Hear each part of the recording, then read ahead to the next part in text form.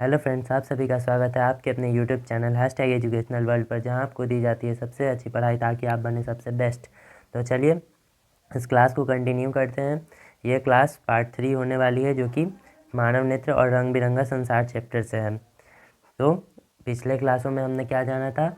हमने जाना था कि आँखों के संबंधित रोग कौन कौन से होते हैं।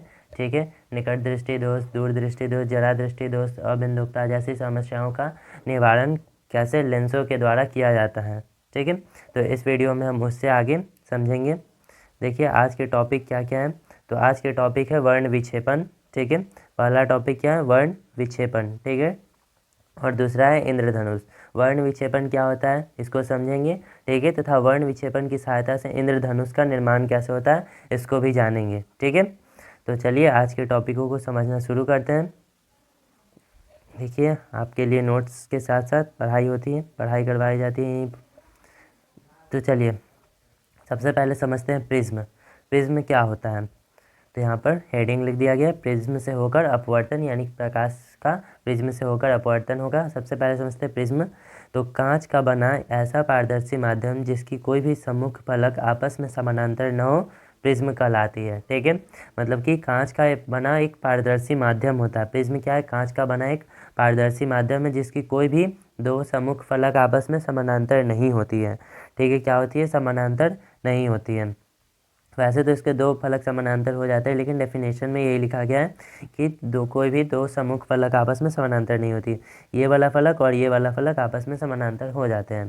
ठीक है, प्रिज्म में दो त्रिभुजाकार, ठीक है, एवं 3 आयताकार सतहें होती है। ये देखिए, ये एक आयताकार, नीचे वाला एक आयताकार और इस साइड एक आयताकार होती है।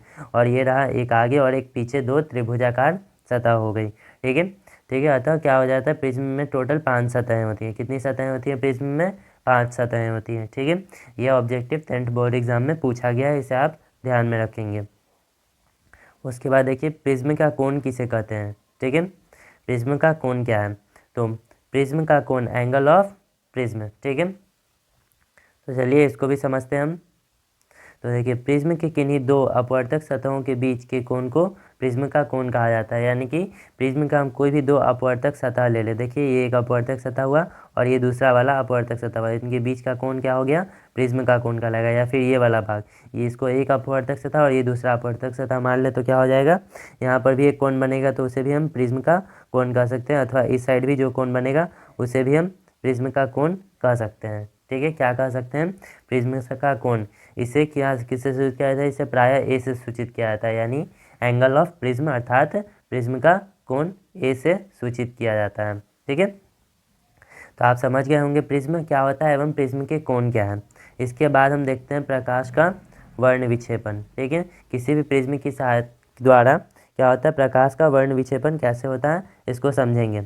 तो देखिए यहाँ पर श्वेत प्रकाश का किसी प्रिज्म से गुजरने पर, ठीक है, अपने अवयवी रंगों में विभक्त होने की घटना। ठीक है, श्वेत प्रकाश यानी कि वाइट लाइट जो होता है, जब भी किसी प्रिज्म से गुजरता है तो वो क्या होता है? अपने अवयवी रंगों में विभक्त हो जाता है। एवं यह घटना क्या कहलाती है? प्रकाश का वर्ण विक्षेपण कहलाती है। क्या कहलाती है दोस्तों? प्रकाश का वर्ण विक्षेपण कहलाती है। इस पॉइंट को आप हमेशा याद रखेंगे। प्रकाश का वर्ण विक्षेपण कई बार 10th बोर्ड एग्जाम में पूछा गया है। ठीक है, तो डिस्पर्सन ऑफ लाइट कहलाता है। ये प्रकाश का वर्ण विक्षेपण की घटना है। देखिए आपके लिए इसमें कुछ पिक्चर के रूप में दिखा दिया गया है। ये एक प्रिज्म है। ठीक है, ये क्या है? एक प्रिज्म है। ठीक है, अब इससे क्या होगा? यहाँ से एक वाइट लाइट गया। ठीक है, क्या हुआ? यहाँ से एक वाइट लाइट गया और ये कितने भागों में विभक्त हो गया? 7 भागों में विभक्त हो गया।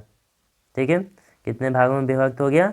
7 भागों में विभक्त हो गया। कौन कौन से वे भाग हैं? तो देखिए विभाग कौन? सबसे पहले लाल भाग में विभक्त हुआ। ठीक है, उसके बाद नारंगी, उसके बाद पीला, ठीक है, उसके बाद हरा, उसके बाद नीला, उसके बाद जामुनी और उसके बाद आखिरी में बैगनी। ठीक है, किन 7 रंगों में विभक्त हुआ था? लाल सबसे पहले, नारंगी, पीला, हरा, नीला, जामुनी और बैगनी के रूप में विभक्त हो गया था। ठीक है, कैसे विभक्त हुआ? तो सबसे पहले एक वाइट लाइट गया, एक प्रिज्म से गुजरा। ठीक है, और ये उसके बाद 7 रंगों में विभक्त हुआ। और ये रंग जब किसी पर्दे पर देखे जाते हैं तो कौन कौन से होते हैं? लाल होते हैं सबसे पहले, नारंगी, पीला, हरा, नीला, जामुनी और बैगनी होते हैं। आशा है आप लोग समझ रहे होंगे। तो चलिए इसके आगे देखते हैं। ये रहे हैं इसके आगे।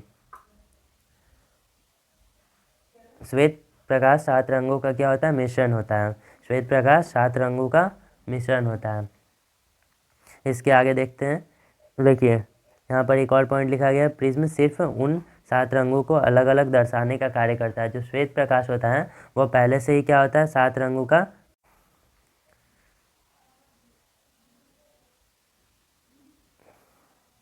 देखिए दोस्तों, प्रिज्म क्या करता है, उन 7 रंगों को अलग अलग दर्शाता है। ठीक है, प्रिज्म का केवल कार्य है कि जो श्वेत प्रकाश उससे गया है, ठीक है, क्या हुआ है, देखिए जो श्वेत प्रकाश उससे गया है उसको 7 रंगों में विभक्त करना। ठीक है, जो भी श्वेत प्रकाश किसी प्रिज्म से गुजरेगा वह क्या होगा, 7 रंगों में विभक्त होगा, और यही कार्य केवल प्रिज्म का है। जो श्वेत प्रकाश होता है वह पहले से 7 रंगों से मिलकर बना होता है। वे 7 रंग यही है, ठीक है, जो यहाँ पर लाइन से लिखे गए हैं, लाल, नारंगी, पीला, हरा, नीला, जामुनी और बैगनी। ठीक है, तो आप प्रिज्म के कार्य को समझ गए होंगे। अब देखिए इसके नीचे दिया गया है क्या, इसके नीचे दिया गया है रंगों का क्या, तरंगदैर्ध्य और आवृत्ति यहाँ पर दी गई है।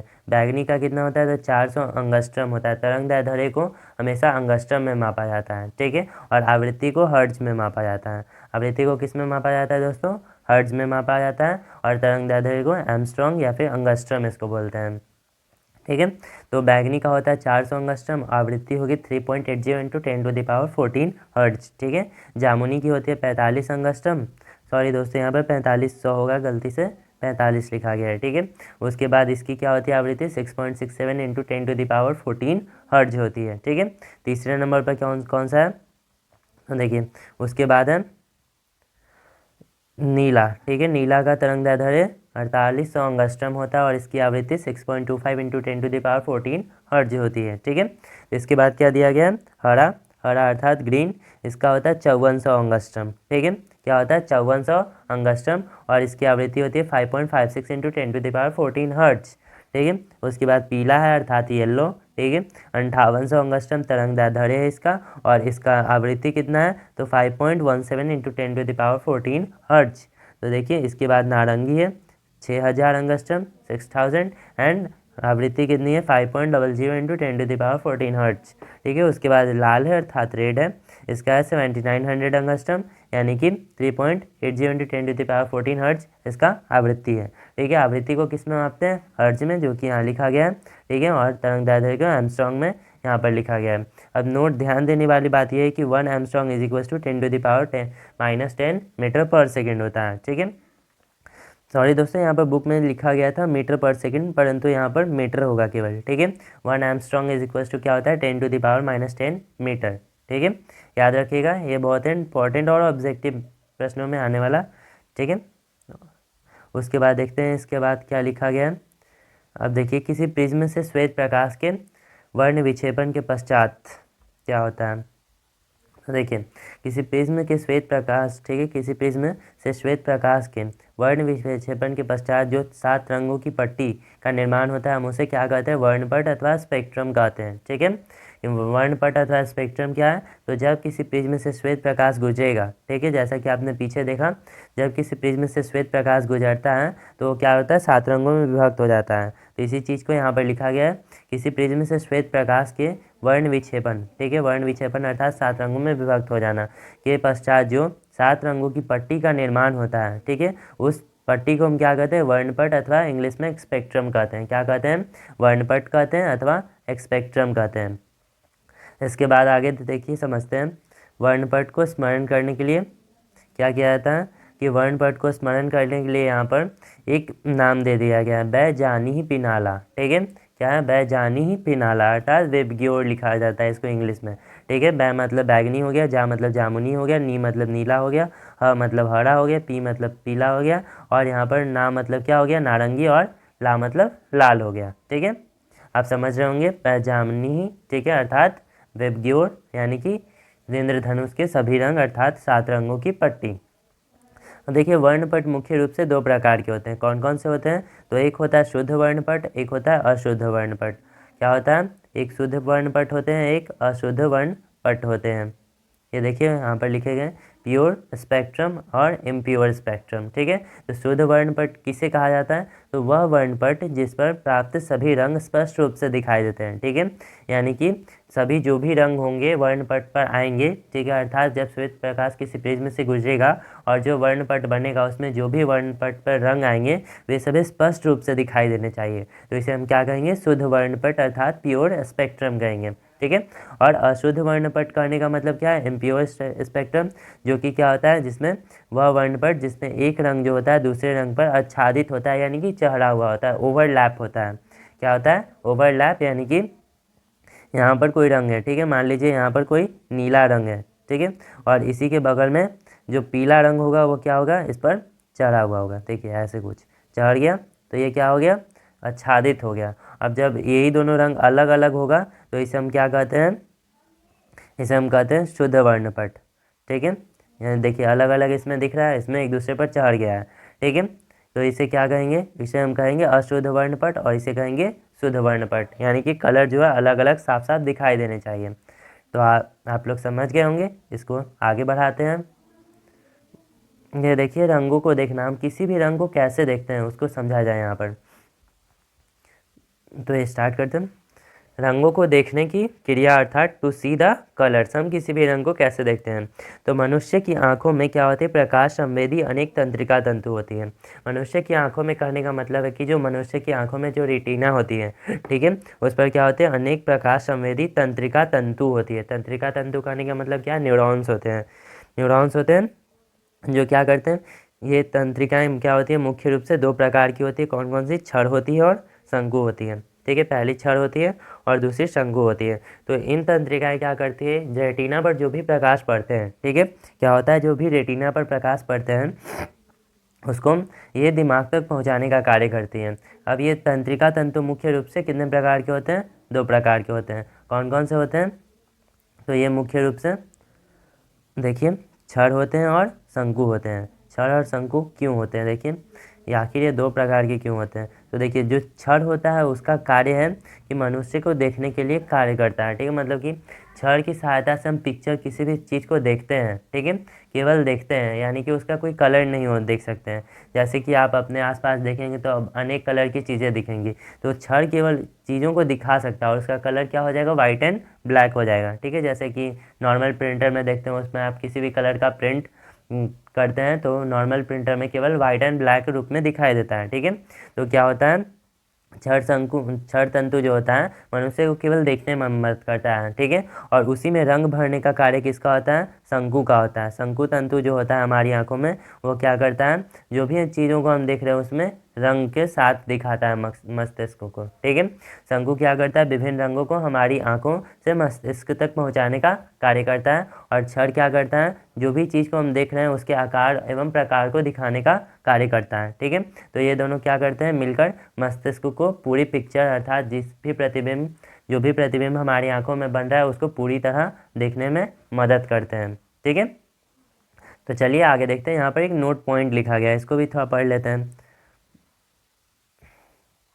तो देखिए नोट पॉइंट में क्या है? जिन लोगों की आंखों में, ठीक है, शंकु तंतु नहीं होते हैं वे रंगों को नहीं देख पाते। अर्थात अगर हमारी आंखों से शंकु तंतु को किसी तरह निकाल लिया जाए तो हम रंगों को नहीं देख पाएंगे। अर्थात जिन लोगों में पहले से ही शंकु तंतु नहीं है वो रंगों को नहीं देख सकते, वे रंगों को नहीं देख सकते और उन्हें क्या कहा जाता है? वर्णांध अर्थात कलर ब्लाइंडनेस अथवा कलर ब्लाइंड कहा जाता है। ठीक है, उनको क्या हो जाता है? तो उनको होने वाले रोग का नाम है कलर ब्लाइंडनेस और उन्हें क्या कहा जाता है? तो उन्हें कलर ब्लाइंड अर्थात वर्णांध कहा जाता है। ठीक है, तो आप लोग इतना समझ गए होंगे। इसके आगे समझते हैं थोड़ा सा रेनबो के बारे में। ठीक है, तो यहाँ पर रेनबो को हम पढ़ते हैं एवं समझते हैं। चलिए, वर्षा के पश्चात सूर्य के विपरीत दिशा में दिखाई देने वाले 7 रंगों की पट्टी को हम क्या कहते हैं? इंद्रधनुष अथवा रेनबो के नाम से जानते हैं। आप लोग भी अपने घर के आसपास देखे होंगे। ठीक है, क्या होता है? जब भी बारिश होती है और उसके जस्ट बाद सूरज उग जाता है, ठीक है, तो सूरज के विपरीत दिशा में क्या होता है कि इंद्रधनुष दिखाई देता है। वही चीज़ को यहाँ लिखा गया है। वर्षा के पश्चात सूर्य की विपरीत दिशा, यानी सूर्य जिधर उगा है उसके विपरीत दिशा में, यानी उल्टा। ठीक है, अगर सूर्य पूर्व में उगा है तो पश्चिम में देखिए आप, अगर पश्चिम में है तो अभी पूर्व में देख सकते हैं आप, ठीक है। तो यहाँ पर क्या होता है, दिखाई देने वाले 7 रंगों की जो पट्टी होती है ना, जैसे ही सूर्य उगता है तो उसके बाद एक 7 रंगों की पट्टी दिखती है, उसे ही हम क्या कहते हैं, इंद्रधनुष कहा जाता है। क्या? इंद्रधनुष अर्थात रेनबो। अब इसके निर्माण का कारण क्या है, तो इसके निर्माण का मुख्य कारण वर्षा की बूंदों से सूर्य प्रकाश जो कि श्वेत कलर का होता है, जैसा कि आपने पहले देखा था, जब भी प्रिज्म से श्वेत प्रकाश गुजरता है तो 7 रंगों में विभक्त होता है, ठीक है। तो वही क्या होता है, वही चीज़ें यहाँ पर भी होती है। इसके निर्माण का मुख्य कारण क्या है, तो वर्षा की बूंदों से सूर्य प्रकाश का अपवर्तन एवं पूर्णांतरिक परिवर्तन, ठीक है। अपवर्तन तो आप जान चुके हैं, पूर्णांतरिक परिवर्तन आपको बता दिया जाएगा, ठीक है। तो इसके निर्माण का मुख्य कारण क्या, अपवर्तन एवं पूर्णांतरिक परिवर्तन, ठीक है।